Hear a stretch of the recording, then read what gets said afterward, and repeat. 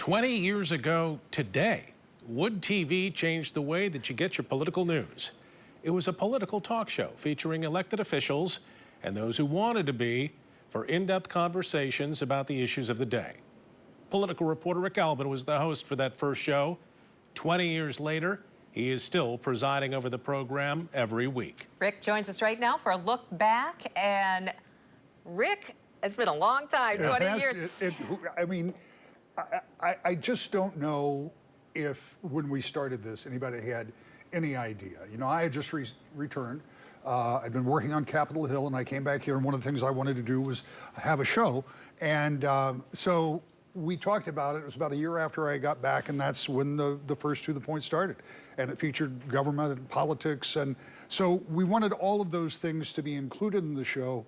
And once it got started, again, I don't think I ever expected, or anybody expected it would continue to go this long, except for the fact that the political conversation on television and media as a whole has really spread out since then. So we kind of had a sweet spot, you know, I think, getting into this. Yeah.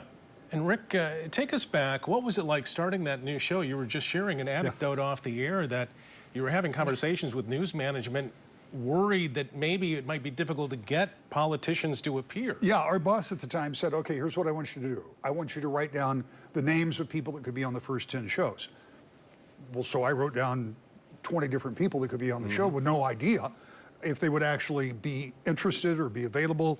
But then it really kind of blossomed into this thing where we had all of the folks. Jerry Coyman, a Republican, Michael Sack, a Democrat, were my first two guests.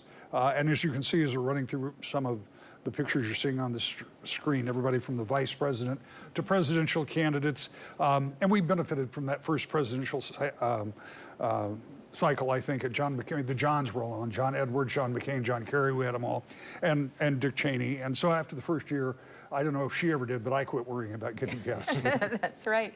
Was there a particular guest that stands out to you in your experience? You know, it's hard to say. You're talking about 1,000 shows almost over that period of time, hundreds of hours of interviews. You know, Governor Granholm was a frequent visitor during the financial crisis. Governor Snyder was a frequent visitor, and of course we had the Flint water crisis. But I think the one interview that probably impressed me the most was, I think you're seeing clips of it right now, it was with former South Dakota Senator George McGovern. He was a Democratic nominee for president in 1972. He lost to Richard Nixon 520 to 17 electoral votes. And I'd never met him. My opinion was based solely on what I'd seen and read about him. But when I sat down to talk with him, he was here in Grand Rapids, he was fascinating. He was insightful, interesting, had great stories, had a long service in the United States Senate. And I came away really impressed and with a much different impression of him. Truth is, I had to be talked into doing the interview. It was on a weekend. We had to bring people in to do it. I had other plans, but my then producer prevailed, and it worked out to be one of the best experiences I've had in those hundreds of hours of interviews over the years. So it was, you know, I think I've learned a lot about people, the people I've talked to, because sometimes you see them on the screen and they're a different person when you talk to them. Certainly. Yeah, and West Michigan has learned a lot too. I hope so. Certainly. Yeah. Congrats on 20 years. Thank you. Congratulations. 20 years of To The Point. And you will start year 21 this weekend with Governor Whitmer and Hill Harper, candidate for U.S. Senate, and a look back at those 20 years as well, right? Absolutely. Yeah. All right. Rick, thank you. Thank you.